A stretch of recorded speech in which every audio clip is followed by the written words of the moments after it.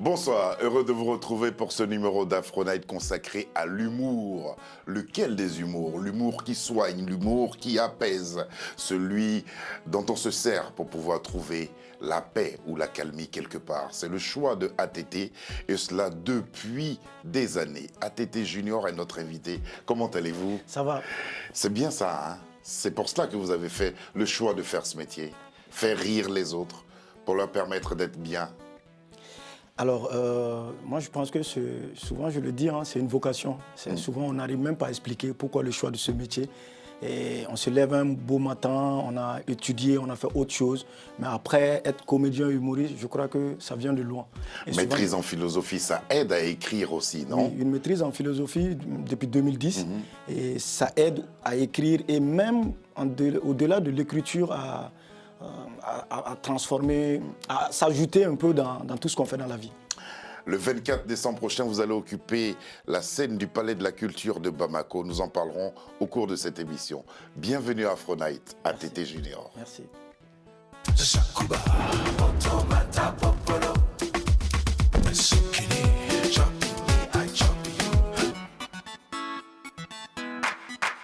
Je suis certain que beaucoup de téléspectateurs vous connaissent. Permettons à ceux qui ne le savent pas, qui savent pas ce que vous faites dans la vie et sur scène, on va leur donner l'occasion de voir ça. Vous êtes d'accord? D'accord. Et c'est parti. Et au début, ça n'a pas été facile pour moi. Donc moi, j'ai joué dans les Nganda. Vous connaissez? C'est pas le même présentateur que Mori, hein, parce que Mori, c'est vraiment parler très bien. Mais Nganda, c'est vraiment le gars qui a bu très bien pour te présenter. Il est là comme ça. Bonsoir. Tu disais ton nom, c'est quoi? Et moi, je suis derrière les baffes. ATT Junior. Ouais, je vais vous présenter. Ton nom, c'est quoi encore?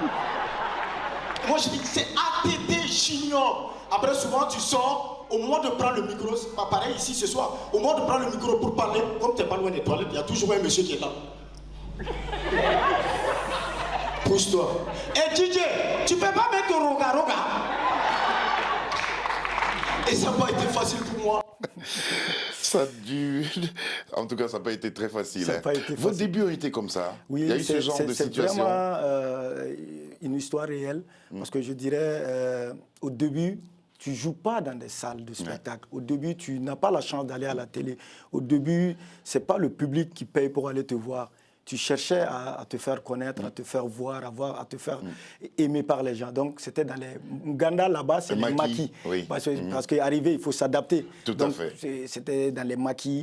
Donc, moi, personnellement, je partais dans les maquis. Je demandais au Didier ou bien, par exemple, au gérant, je veux faire 2 ou 3 blagues pour les gens, mais ce n'était pas le coin idéal, quoi. Tu vois, les gars sont dans autre chose. Ouais, ils sont pas prêts. Les gars sont venus pour autre chose. Mais vous insistez, vous jouez quand oui, même. Voilà. Et ça forme, hein, ça forme parce que imagine quand les gens ne te suivent pas et tu arrives à pousser les gens à se concentrer pour te suivre, ça veut dire que tu as gagné quelque chose. C'est vrai. Tu prends le micro et souvent c'est pas rose, c'est toujours un gars qui passe. Hé, quitte là. DJ, faut changer le son. Et toi, tu es là, tu es dans la merde. D'où vous vient ce sobriquet ATT Junior? Alors, ATT, d'abord, c'est le nom de l'ancien président du Mali, ouais. Paix à son âme.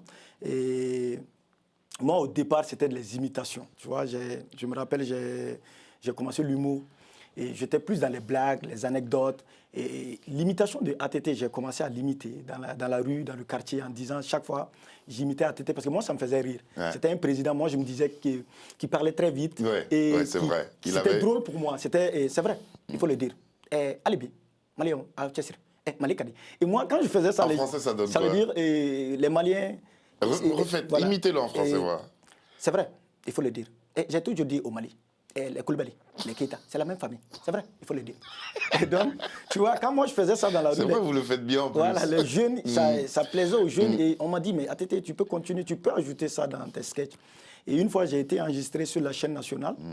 Et moi, je voulais me faire appeler le prince de la comédie. D'accord. Et donc, quand l'enregistrement est terminé, moi, je suis allé à la maison sans donner mon nom, mon surnom. Ah oui. Et donc, le réalisateur a gardé que l'imitation de ATT et il a mis en bas ATT Junior.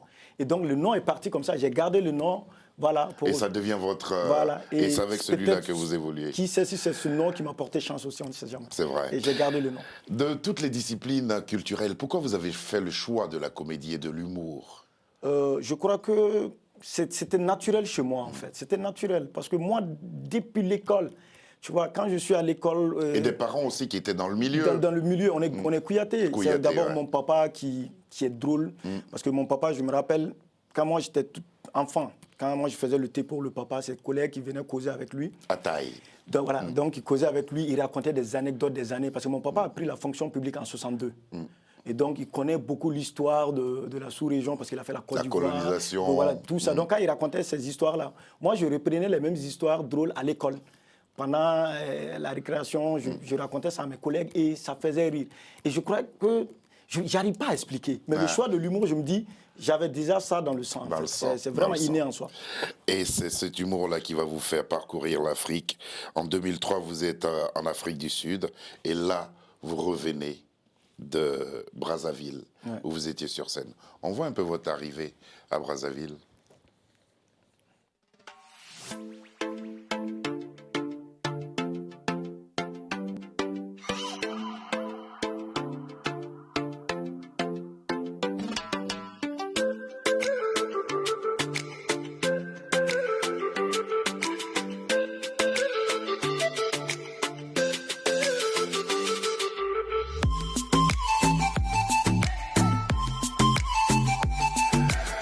Qu'avez-vous senti dans le fait de représenter votre pays, le Mali, à cette 15e édition? Alors d'abord, c'était avec un plaisir d'abord parce que je me dis, très souvent, le Mali, on n'arrive pas à comprendre la philosophie du Mali. Parce que nous, d'abord, chez nous... Hormis les grands chanteurs que vous avez. Voilà, Oumou Sangaré, Salih Keita, l'humour d'abord, il y a tellement de jeunes pétris de talent qui sont très drôles dans la langue locale. Et ils sont nombreux au Mali à faire rire. Même ça rend ça communautaire voilà, aussi. Ça reste local. Et quelques-uns, je ne dirais pas que je suis le seul, il y a d'autres comédiens aussi qui exportent l'humour du Mali pour aller ailleurs. Et moi, le choix s'est porté sur moi d'aller représenter le Mali au Congo-Brazza. C'était un immense plaisir pour moi de participer et de faire la fierté du Mali quand même et de représenter le Mali. On vous a senti très ému, même sur scène. Oui. En fait, c'est le public aussi. Il faut reconnaître que c'est le public à Brazza qui est vraiment... chaleureux. Le public est chaleureux là-bas et à chaque vanne, tu entends le rire et j'ai compris qu'ils étaient avec nous. C'est très important. On va vous voir et on va vous entendre rire aussi. Voici venus. Nous, on a essayé de leur donner des noms avec Lucie et Sabir. Le premier sketch qu'on va entendre de vous, c'est la Covid. Et puis, l'autre, on l'a baptisé le plus malin. D'accord. À propos de la pandémie, la dernière fois à Bamako, je prends un taxi. Je suis dans le taximan roule. Période Covid, il roule le taxi. Voilà, c'était son taxi. Et moi, je suis à côté. Il me donne un cache-nez. Imagine un taximan qui te donne un cache-nez.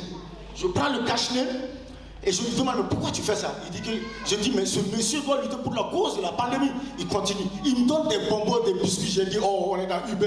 Yeah! Bamako a Uber maintenant. On arrive, moi j'avais des soucis. Je me disais, mais oh là là, je vais lui donner combien? Il m'a dit 2000 francs. Tellement j'étais content pour le récompenser parce que je me suis dit, il lutte contre la pandémie. J'enlève 10 000 francs. À l'arrivée, je lui remets les 10 000 francs. Il me regarde, je dis, mais pourquoi vous m'avez mis à l'aise? Donc moi je vous donne 10 000 francs. Et directement, il récupère les 10 000 francs. Il dit, mais patron, écoute, c'est 2 000 francs. J'ai dit, non, tu es un bon gars. En partant, il m'appelle, il me dit, chef, tu peux amener les cache-nez, je vais donner à quelqu'un d'autre.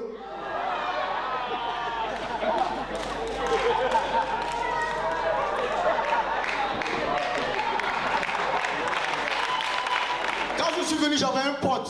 Je suis allé lui rendre visite, il a 3 enfants. Ses enfants sont venus le voir, le premier, il avait 2 de moyenne. Il l'a bastonné. Le deuxième aussi, 2 de moyenne. Il l'a bastonné. Le Benjamin n'était pas allé à l'école. Lui, il n'était même pas rentré en classe. Quelques minutes plus tard, les autres sont en train de pleurer. Papa m'a frappé, que moi j'ai eu 2, les premiers, l'autre il a eu 3. Pourquoi il ne te frappe pas? Et le petit sort, moi j'étais là, j'étais dans la cour. Le petit sort, on lui demande, mais pourquoi papa t'a pas frappé? Pourquoi papa t'a pas frappé? Et le petit répond, en lui remettant mon cahier, j'ai mis 1000 francs dedans.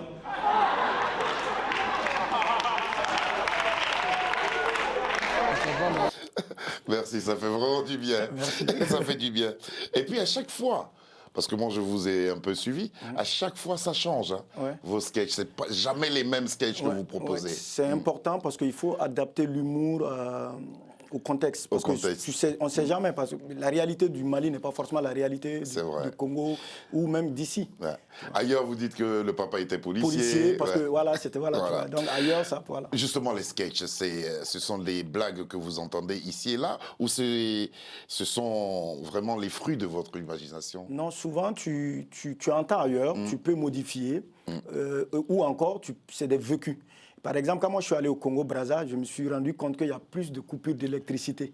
D'accord. Donc, tu vois, chaque fois, on nous disait qu'il y a coupure, on n'arrivait pas à charger notre téléphone. Et j'ai utilisé ça comme des vannes. Je me suis dit, mais pourquoi, quand il y a généralement coupure d'électricité en Afrique, les gens sortent pour regarder pour le voisin, pour dire que c'est coupure générale. Il faut regarder chez l'autre pour confirmer. C'est tellement vrai. Voilà, donc tu vois, et ça, c'était sur place. C'est des réalités que... Quelques humoristes africains comme ça, ou même internationaux, qui vous ont donné envie de faire ce métier?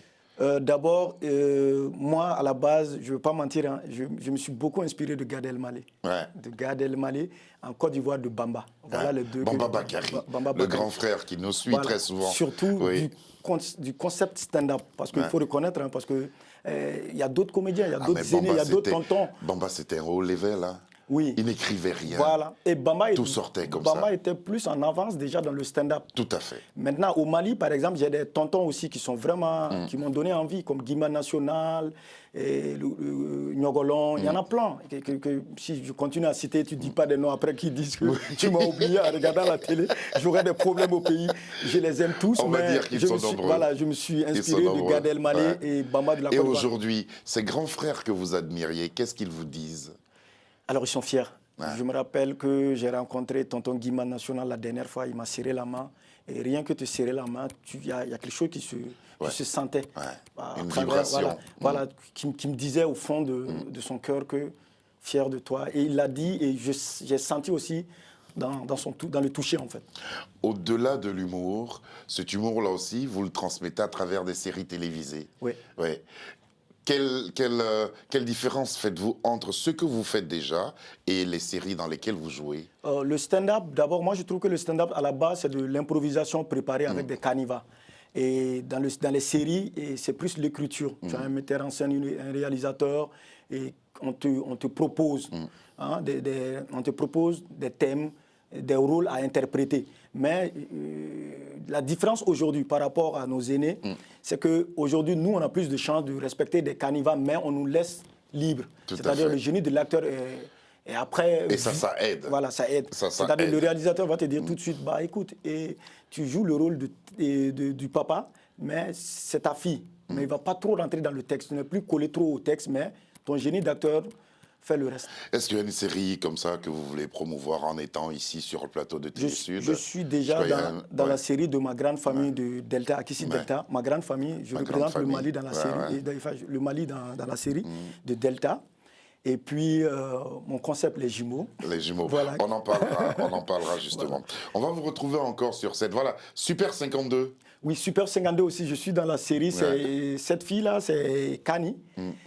Elle représente la bonne, tu vois, cette fille qui travaille pour la nounou. La nounou. Mais imagine, elle déconne, quoi. Elle a toujours des problèmes avec ce monsieur qui est à côté, qui a la main sur la tête. Et moi, je suis le patron de ce monsieur. Oui. Et toujours, je prends la défense de cette dame-là, mais sans savoir ce qu'elle fait. Parce que je ne suis pas là tout le temps pour voir ce qu'elle fait.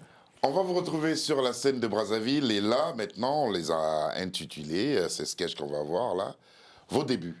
Ouais. Et puis aussi, la télé de tonton. Allez, c'est parti. Tu vois, au départ, moi, je ne voulais pas être comédien.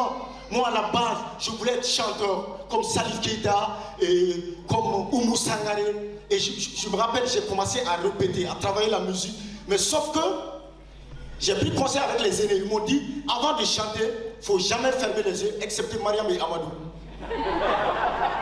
Et le jour du concert, je vous jure, j'ai fait 3500 places à raison de 50 000 par tête. 25 000, madame, c'est moi, j'ai écrit mon sketch. Et quand j'ai pris le micro, j'ai commencé à chanter, j'ai dit aïe, aïe. Quand j'ai ouvert les yeux, tout le monde était parti à la maison. Sauf un seul monsieur. Je suis venu, j'ai dit, monsieur, vous êtes resté, ça m'a fait plaisir. Il me dit, il est le vigile d'ici, il attend que je prenne mes affaires, qu'il ferme la porte. J'ai un tonton, il n'est pas comme les autres. Quand il a appris que je voyage, il dit, ATT, si tu viens, achète-moi une télévision.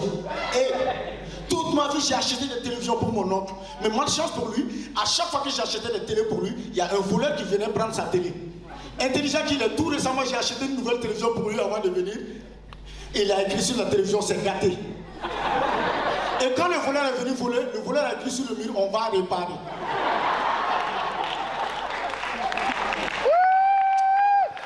Bravo. Bravo, bravo. Merci.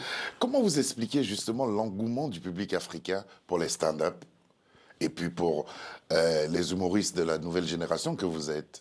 Alors, nous nous sommes battus, parce qu'au départ, ce n'était pas facile. Hein. Moi, j'ai fait à peu près 3 ou 4 ans au Mali, avant même de passer à la télé. Il a fallu un moment de suivre les rappeurs. Ceux qui faisaient, en fait, les rappeurs suivent les rappeurs pendant leurs clips, essayer de me faufiler entre les clips pour pouvoir me faire remarquer.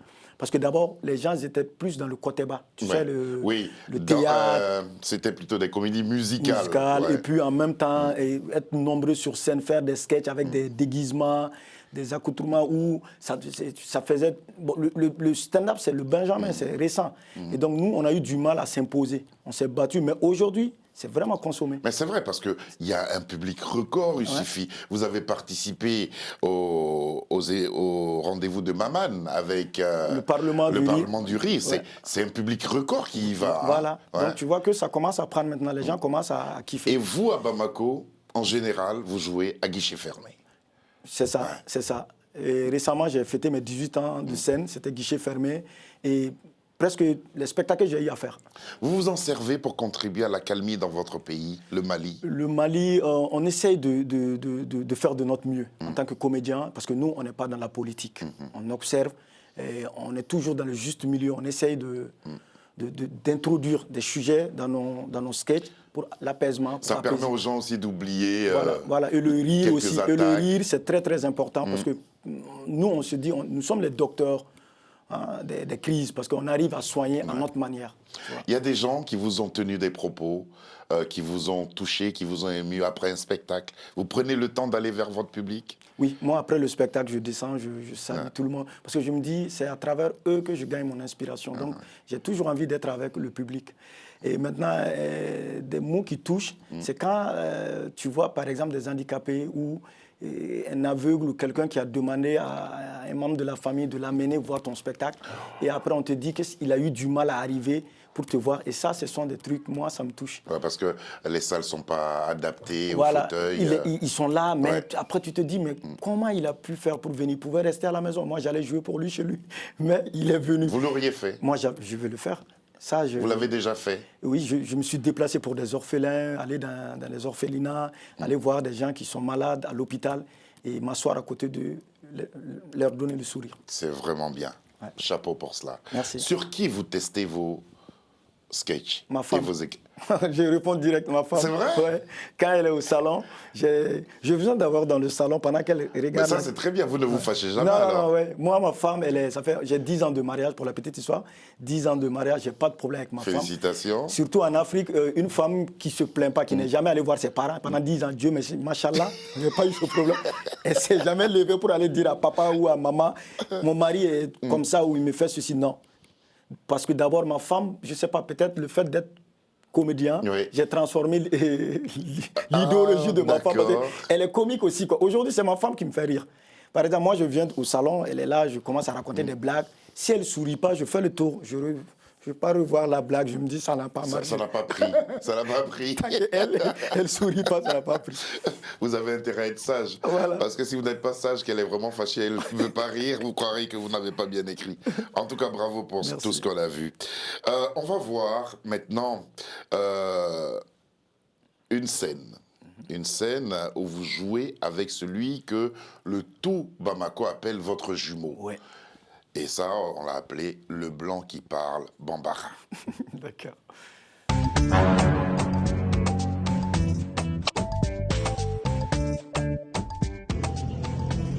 Alassane, an bokun yɛrɛ kɛra mun de ye de? Aw ka taa maa cɛkura ɲini kɛ. Hakilina mɛn ne la, fo ka diɲɛ wuli e tɛ se k'o ɲɔgɔnna sɔrɔ. E y'o fɛnw fɛ. Maa ye Messi don. Awɔ. ka maquillage k'a yɛrɛ la ka jupe don e dalen dɔ la k'a bɛ ka taa farafin nɔfɛ yan tubabu ne tun b'o yɔrɔnin ye e tun t'a ko nin cɛ ale de don heyi an ka taa ɲɛ n'ale tɛ i k'a fɔ ma n'a tɛ je peux donner mon oreille an ka taa ani sɔgɔma bonjour heyi an sekun tɛ dɔwɛrɛ dɛ an ba bɔra kabini kunu a nana e de fɛ yen walima n'a nana e de fɛ yen an bɛ fɛ k'o de dɔn. Attends, je comprends même pas ce que tu dis. C'est quelle langue que vous parlez? Aïssa ko an ba fɛn san maman attends Maman? Oui, je comprends maman. Attends. Oui, je comprends maman. Voilà maman Oui. sorti mèche a ye mèche k'a kunkolo la mèche ba. Salon de coiffure. ala ko salon de coiffure tuguni. o tɛ sa a ɲɛ foyi kɛ nin b'a dɔn a bɛ k'i tugu de sa a bɛ k'i tugu de. a ɲɛ foyi kɛ maman hier sorti mèche. Je comprends rien, mèche. an ka dimanche fɛn san ma bɛ tɔgɔma tɔgɔ wo yira maman Oui. parila Votre maman. parila mèche rouge à lèvres démarche tagama tantɔ ka na e fɛ yen an kan bɔ o de ma a banna. Je ne comprends pas ce que vous voulez. i jɔ sa jɔ Qu'est-ce que je peux pour vous? ala kama n bɛ piège da ɲɛ sa to san an ba ale yɛrɛ taara numéro minɛ e la wa ou bien e de géré a la. Numéro? Numéro, je comprends. Ça, c'est français. Les jeunes, qu'est-ce que je peux pour vous? Je ne comprends pas. an ka taga bɔ an ka taga bɔ. i jɔ sa i bɛ se ka kɛ tubabu la a tila ka bɔ o kɛrɛfɛ cogo di kan e m'i ta bɔ cogo di kan hali n'a kɛra 200 a k'o d'a ma sa. e fa ka wari de bɔ a kɔ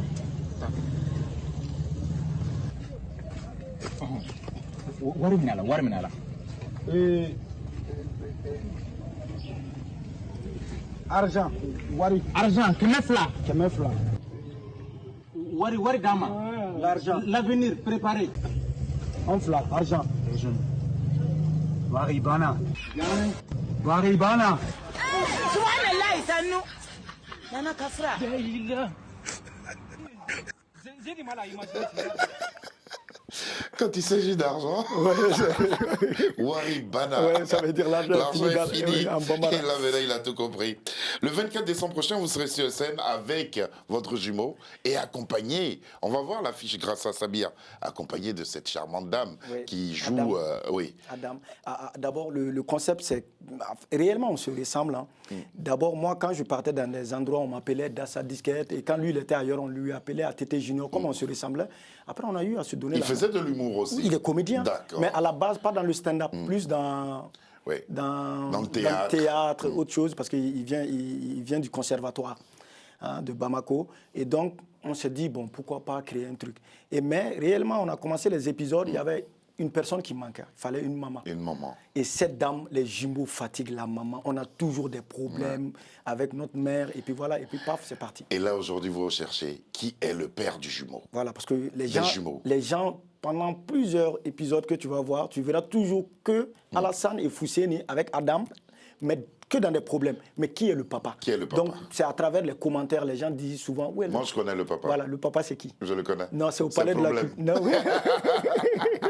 Voilà, on vous voit là tous les trois. Vous serez au palais de la culture de Bamako. Ce sera le 24 décembre. Ouais. Je suis tenté de dire quel Noël. Ouais. Quel beau Noël pour les Bamakois.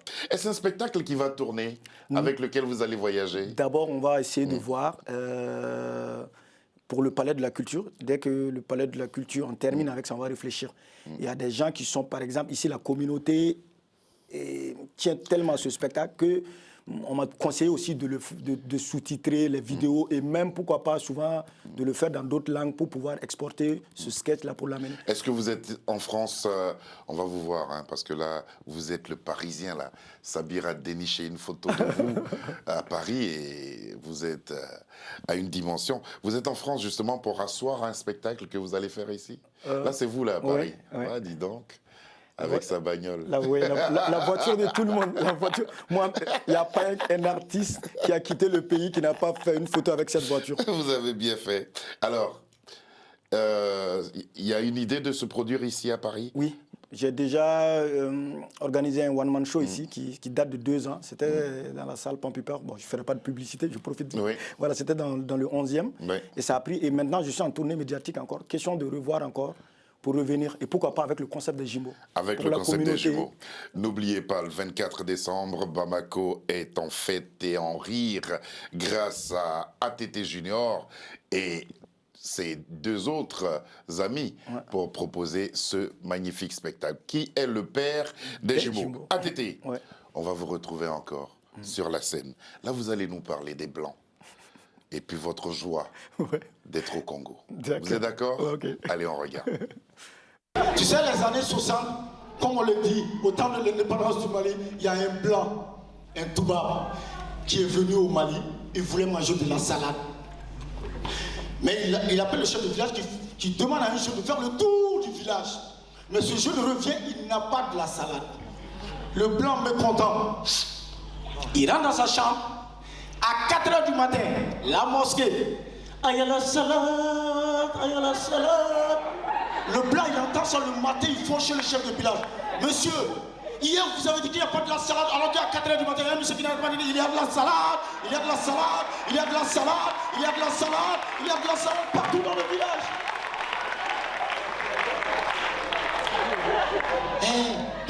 Et j'aime bien aussi les blancs. Hein. Les blancs dans les boîtes de nuit, ils ne calculent pas le mouvement. Tu sais, quand nous on danse, il y a de la cohérence, le rythme est là, dans notre sang, on est comme ça.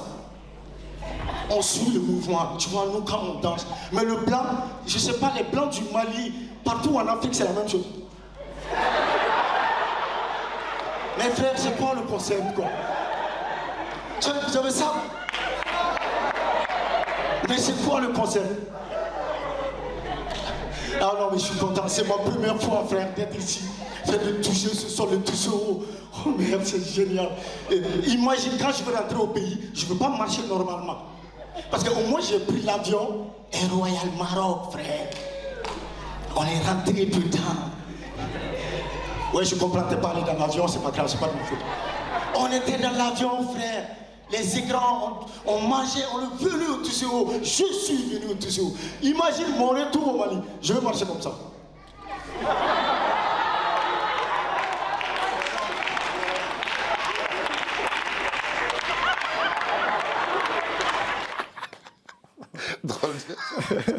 Drôle de démarche. Merci beaucoup à TT Junior Merci. d'être venu jusqu'à nous pour partager ce temps d'antenne. Bon retour au Mali.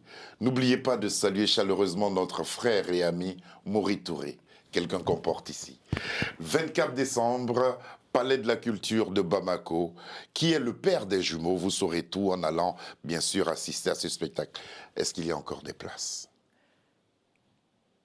Venez nombreux. C'est bien dit. Merci beaucoup. Ça a été un réel plaisir pour nous de vous rencontrer. Sabir Gaïb, Lucie, John, Marie, Alexandra et Davina nous ont aidés à préparer cette émission qu'on a présentée aujourd'hui vraiment dans la bonne et excellente humeur grâce à ATT. Bonsoir et à demain.